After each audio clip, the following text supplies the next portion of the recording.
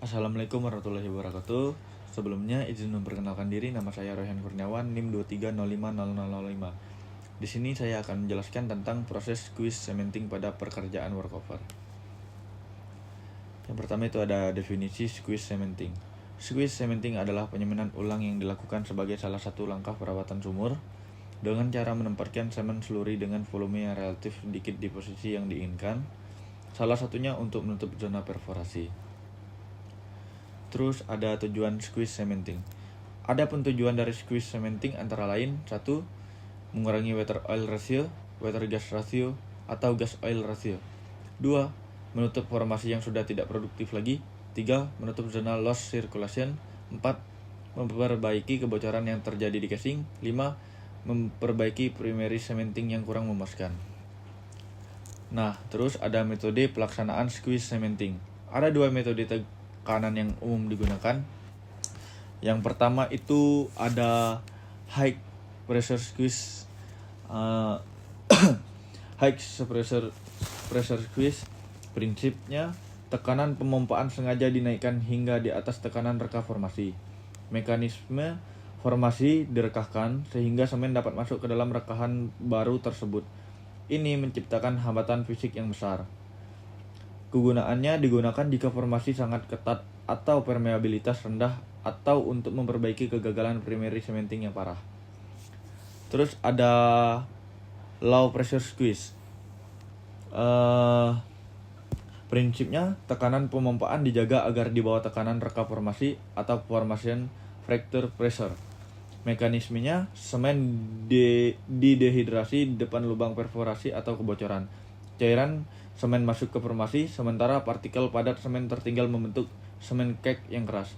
Kegunaannya menutup lubang perforasi atau celah kecil tanpa merusak struktur formasi.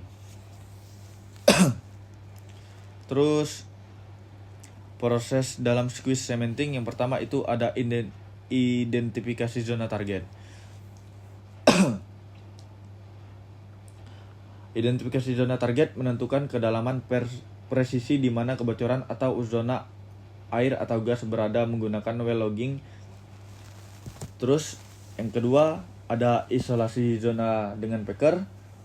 Isolasi zona dengan packer memasang alat mekanis packer atau semen retainer di atas zona target. Tujuannya agar tekanan squeeze terfokus pada area target dan melindungi casing di bagian atas di tekanan tinggi. Terus ada injectivity test.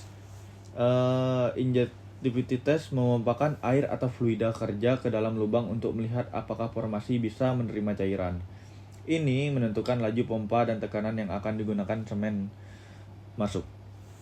Terus yang keempat ada mixing slurry semen. Mixing slurry semen pencampuran bubur semen dengan aditif khusus atau seperti fluid loss control dan retarder sesuai desain laboratorium agar semen tidak mengeras terlalu cepat di dalam pipa. Terus ada pumping water ahead and water behind. Untuk water ahead atau preflush membilas lubang dan memastikan tidak ada kontaminasi antara lumpur pemburan dengan semen. Untuk water behind atau speaker displacement mendorong semen sampai ke titik target dan memastikan tidak ada sisa semen yang tertinggal di dalam rangkaian pipa atau mencegah semen stuck. Terus yang keenam itu ada WOC atau wetting of cement. Untuk WOC atau wetting of cement, masa tunggu agar semen mengeras secara kimiawi. Durasi tergantung pada suhu sumur dan jenis semen, biasanya 8 sampai 24 jam. Terus ada pressure test after squeeze dan evaluasi. Untuk pressure test after squeeze dan evaluasi, yang pertama itu ada pressure test, yaitu menekan lubang dengan tekanan tertentu untuk memastikan tidak ada lagi kebocoran, uji integritas. Terus yang kedua ada evaluasi.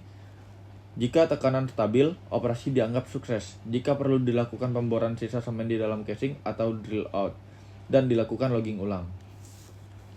Oke, sekian presentasi dari saya. Terima kasih.